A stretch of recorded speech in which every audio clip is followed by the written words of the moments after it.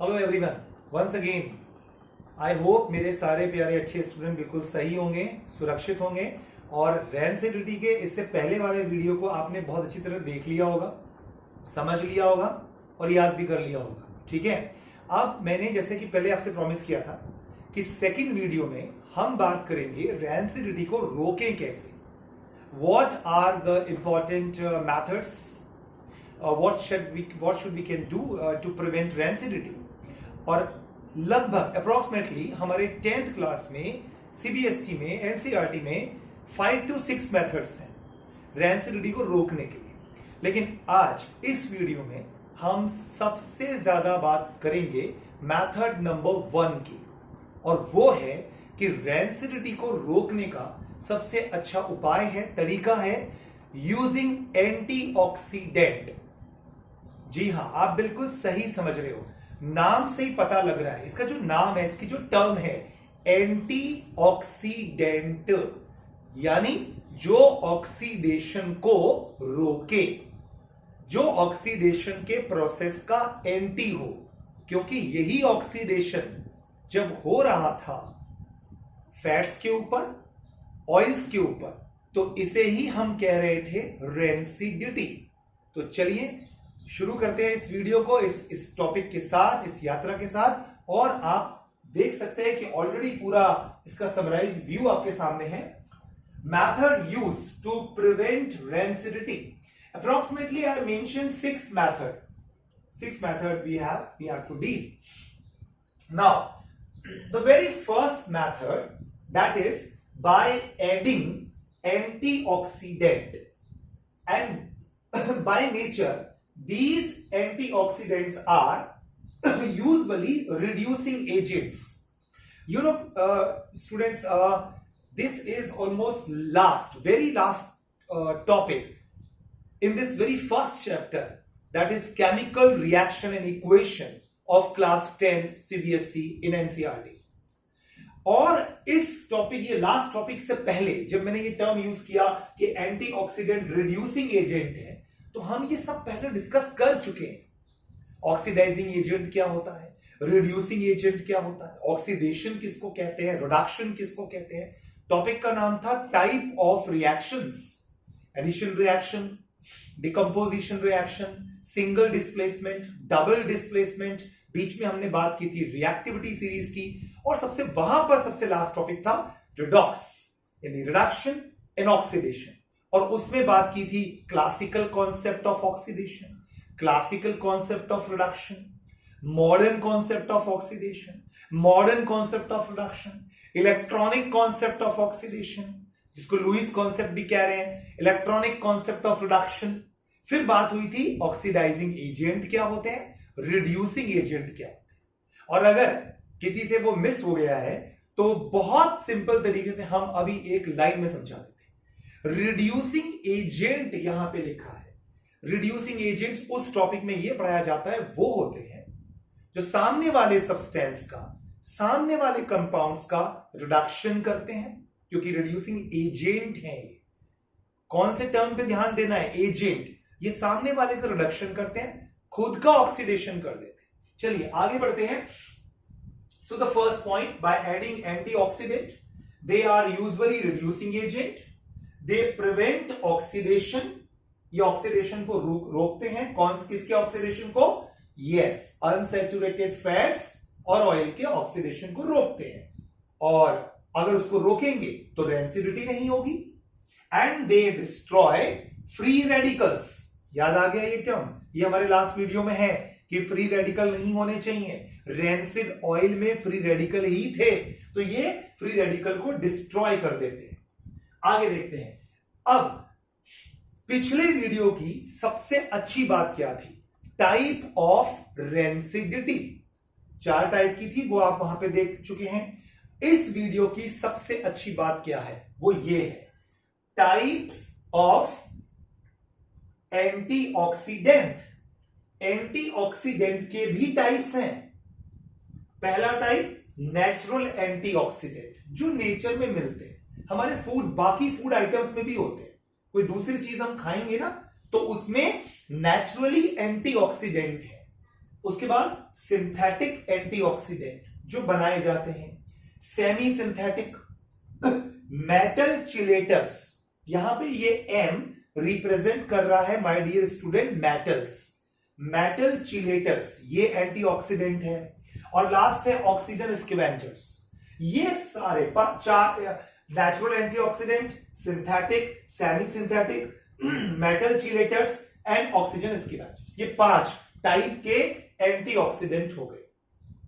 अब फोकस करते हैं नेचुरल एंटीऑक्सीडेंट पे, और मैं रिक्वेस्ट करूंगा मेरे कलीग से कि वो कैमरा का ध्यान दें पूरा और इसको पूरे को कवर करने की कोशिश करें।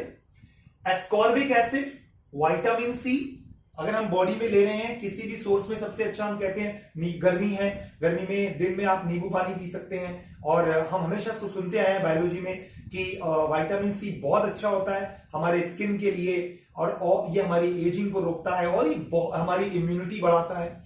इन दिनों जब ये पूरा वर्ल्ड चल रहा है, स्ट्रगल कर रहा है कोविड-19 से, कोरोना से, एक पैंडेमिक डिजीज है, एंडेमिक भी कहा जा रहा है इसको अब, तो यहां पर हम पहले दिन से सुन रहे हैं कि इम्यूनिटी बढ़ाइए। अगर आपका इम्यूनिटी स्ट्रांग है तो बहुत हद तक आपको डरने की जरूरत नहीं है, घबराने की जरूरत नहीं है, आपको खुद को फिट रहना है, और इम्यूनिटी बढ़ाने में बहुत बड़ा हेल्प करता है विटामिन सी। जब शुरू में ये हम लोग लॉकडाउन फेज में आए तो सबने सुना कि लंच में हमें संतरा खाना है, नारंगी खानी है, गर्म पानी पीना है उबालते हुए, तो ये संतरा, नारंगी, नींबू, शिकंजी, आजकल गर्मी हो गया, ये विटामिन सी है, और ये एक नेचुरल एंटीऑक्सीडेंट है एस्कॉर्बिक एसिड।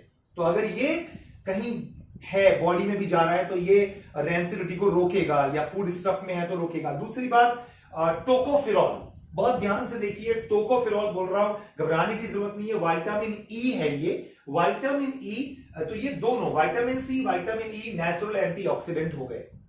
अब इसके बाद आता है सिंथेटिक एंटीऑक्सीडेंट, जिसपे हम आज के वीडियो में सबसे ज्यादा फोकस करेंगे, और वो 2 हैं, और ये हमारे एनसीईआरटी बुक में मेंशन है, और जितनी भी 10th क्लास की रिफ्रेशर्स आती हैं जो भी आप लोग यूज करते हैं उनमें ये दोनों एग्जाम्पल दे रखे हैं, BHA, BHT, butylated hydroxy anisole, butylated hydroxy toluene. लेकिन हम इस पे बाद में आते हैं। उसके बाद बात करते हैं semi synthetic. Semi synthetic antioxidant का एग्जांपल लिए गैलिक एसिड और प्रोपाइल गैलेट।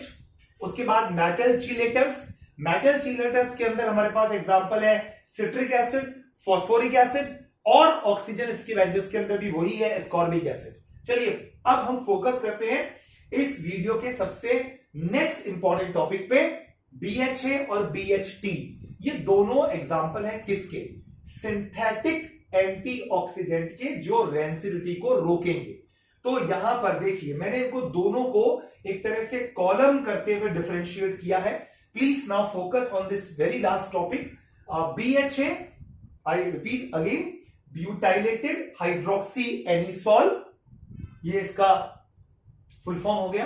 बी, यहां बी किसको रिप्रेजेंट करेगा? You are right, butylated, H hydroxy, T toluene. अच्छा देखिए, अगर ये वीडियो 11-12 के बच्चों के लिए होता तो मैं डायग्राम भी बनाता, इनका मॉलिक्यूलर फॉर्मूला तो मैंने लिखा ही है, तब मैं स्ट्रक्चरल फॉर्मूला भी बताता, बॉन्ड लाइन फॉर्मूले भी बनाता। 11-12 में हम ये करवाते हैं बच्चों को, लेकिन 10th के हिसाब से अभी हमें फॉर्मूले पे नहीं जाना है, हमें सिर्फ नाम याद होना चाहिए, फुल फॉर्म याद होना चाहिए, ठीक है। और अब जो 2-4 बातें और हैं जो होनी चाहिए, जो एड ऑन करती हैं, वो ये BHA क्या है? ये आइसोमर्स का मिक्सचर है। आइसोमर्स आपने 9th के अंदर पढ़े हैं, तो BHA exactly BHA is a mixture of isomers. Isomers आपने 9th में पढ़े हैं। मेरी आदत है कि मैं फिर भी रिकैप करता रहता हूं, रिकॉल करता रहता हूं, कि अगर क्या पता आपको आइसोमर ही नहीं पता तो फिर ये वीडियो आपको थोड़ा सा, आप इस वीडियो से डिटैच हो जाए। आइसोमर्स के बारे में हम पढ़ते थे कि कंपाउंड्स, ऑर्गेनिक कंपाउंड्स होते हैं जिनके मॉलिक्यूलर फॉर्मूले सेम होते हैं लेकिन स्ट्रक्चरल फॉर्मूले डिफरेंट होते हैं। और आगे जाके हम 11th में पढ़ने वाले हैं कि आइसोमर्स के भी टाइप होते हैं, चेन आइसोमर और फंक्शनल ग्रुप आइसोमर, ऐसे बहुत सारे होते हैं। और इनका टेक्सचर, इनका मॉलिक्यूलर फॉर्मूला क्या है? C11 H16O2, ये इनका मॉलिक्यूलर फॉर्मूला है। जैसे वाटर का होता है H2O, कार्बन डाइऑक्साइड का CO2, सल्फ्यूरिक एसिड का H2SO4, ग्लूकोज का C6H12O6, ऐसे इनका है C11H16O2।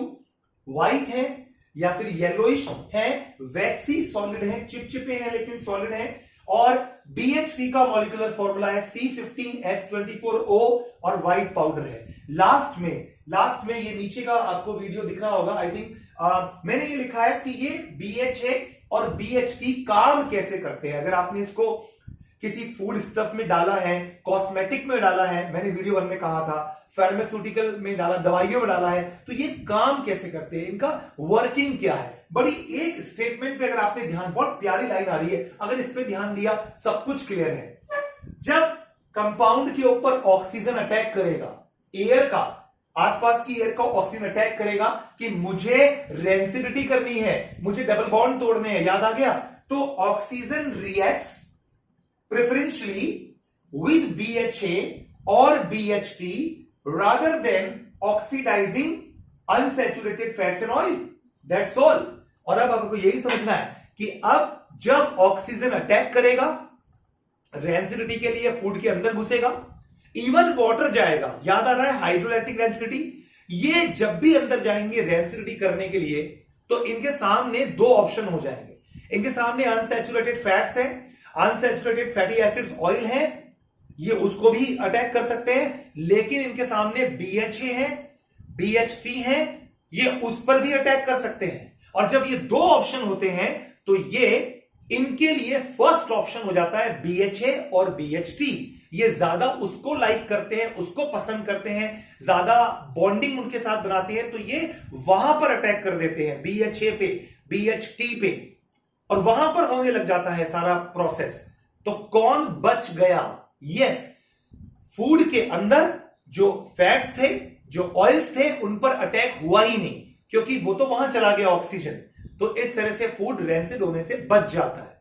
ठीक है, अब यहां पर एक चीज और मेंशन करेंगे चलते चलते, जाते जाते, कि जैसे मैंने आपसे कहा, एक कॉस्मेटिक में यूज कर रहे हैं, फार्मास्यूटिकल में यूज कर रहे हैं, और इसके बाद अब हम लोग लास्ट में जो लिखवाना मैं बताना चाहूंगा वो ये कि हमने कहा BHA और BH3 और एक नेचुरल, ये जो दोनों कंपाउंड है, वाटर सॉल्युबल फैट सॉल्युबल का रेशियो लेंगे तो बहुत बेटर रहेगा। लास्ट में both BHA and BH3 also act by blocking the propagation of peroxy radical। यानी अगर कंपाउंड में पेरोक्सी रेडिकल बन रहा है, रेडिकल बन रहे हैं, तो ये उसको भी ब्लॉक कर देते हैं। तो कुल मिला के समरी क्या रही? BHA अगर है, BH3 अगर है, तो ऑक्सीजन इन पे अटैक करेगा और फूड बच जाएगा। अगर पेरोक्सी फ्री रेडिकल बन रहे हैं तो उसको BHA BH3 रोकेंगे। इस तरह से कुल मिलाकर फूड का रेंसिडिटी नहीं होगी। ये तो केवल मेथड 1 था। जो बाकी 5 मेथड है, जिसको मैंने इस वीडियो में डिटेलिंग नहीं की है, वो बहुत ही आसान है, और वो आपके बुक्स में भी है, रिफ्रेशर्स में भी काफी दिए गए हैं, बहुत इजी हैं। उनके अंदर है कि आप जब कोई ऐसा फूड है जिसमें फैट और ऑयल है, उसके अंदर आप इनर्ट गैस डाल दो, जैसे नाइट्रोजन गैस डाल दो।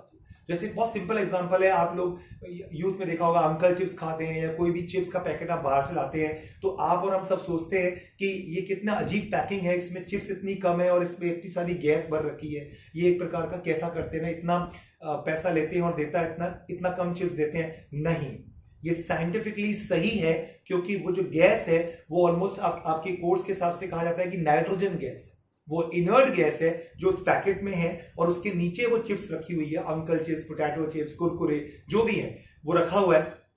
और इन आइटम्स में बहुत ऑयल है और अनसैचुरेटेड फैटी एसिड्स भी हैं, तो अगर वो नाइट्रोजन गैस को आप हटा दें तो ये रेंसिड हो जाएंगे। वो नाइट्रोजन गैस इनर्ट है, और जब तक वो गैस उसके अंदर है ये खराब नहीं होते। जैसे ही आपने पैकेट खोला, गैस निकल गई, अब चांसेस हैं कि वो खराब हो जाएंगे अगर आप उन्हें खुला छोड़ दें। ये दूसरा मेथड है कि आप इनर्ट गैस डालिए। तीसरा मेथड है कि जब आप पैकिंग करते हैं ऐसे आइटम्स को, तो पैक करने के बाद अच्छी तरह सील कर दीजिए और उसको पूरा इवैक्यूएट कर दीजिए, वहां कोई एयर नहीं होनी चाहिए, वो खराब नहीं होंगे। Is it okay? बहुत कॉमन एग्जांपल देते हैं, आप मार्केट से पैक्ड रसगुल्ले का डब्बा खरीद लीजिए, रसगुल्ला, अच्छा मुंह में पानी आ रहा है आप लोगों के, तो वो डब्बा बिल्कुल पैक्ड होता है और उसकी सील पैक्ड होता है, उसमें अंदर से इवैक्यूएशन होता है ताकि अंदर वो रेसिड ना हो। दूसरा मेथड है आप खाने को रेफ्रिजरेटर में रख दीजिए, उसका टेम्परेचर कम कर दीजिए। और एक लास्ट मेथड ये है कि आप फूड को स्टोर करिए जहां लाइट ना आए। तो ये सिंपल मेथड है जो आप आराम से अपनी बुक से डील कर सकते हैं। ये सबसे अच्छा मेथड था जहां मुझे लगता है कि हमें डिस्कस करना चाहिए था, जो हमने किया। आई होप कि आपने इस वीडियो को भी एंजॉय करेंगे, ध्यान से देखेंगे, पढ़ेंगे, अपना ध्यान रखेंगे। Thank you very much, have a nice day.